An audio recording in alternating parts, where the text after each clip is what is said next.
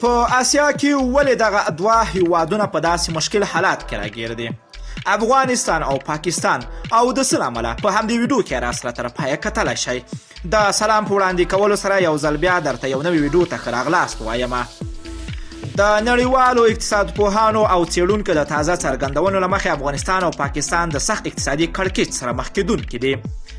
څېړونکي وایي چې د کرونا وبا له امله په افغانستان او پاکستان کې وضع شوي کراتین د دغه هیواد اقتصاد ته لویه ضربه ورکړې ده او زیاتوي چې ښایي د دواړو هیوادونو اقتصاد له صفر سره برابر شي.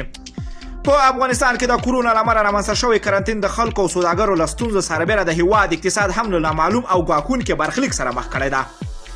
د وضع شوي کرنټین له امله په بازارونو کې بیې بېسارې توګه لوړې شوې دي او له ګمرکونو څخه عواید تر 90% پورې راکم شوی.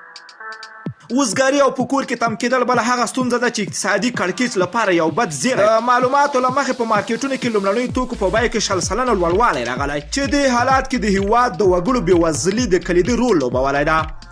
تېره اونۍ د مالیې وزارت په یو بیان کې ویلي چې د کرونا وبا له امله په عوایدو کې د تېر کال له همدې دورې په پرتله 18% کموالی راغلی ده چې دوی زیاته کړې وه چې که د کرونا له امله جوړه شوی کرنټین همداسې وغځي چې د هیواد اقتصاد به له صفر سره مخ شي. بل پلو پاکستان چې له افغانستان سره هم په سوداګریزه برخه کې ژورې اړیکې لري د اقتصادي رکود په حالات کې ده.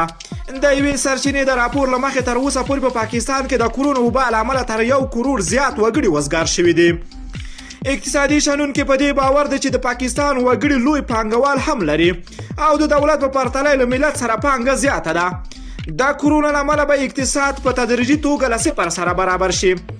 دغه هیواد کې هم د کرونا له امله کرنټین وضع شوی ده چې د مذهبي ډلو لخوا هر وخت ماتیږي او دې چارې پاکستان کې د کوویډ-19 خطر هم لوړ کړی ده. پاکستان وار له مخه په یو بد اقتصادي وضعیت کې واقع و او د لوی قرضونو په دام کې راګیر ده.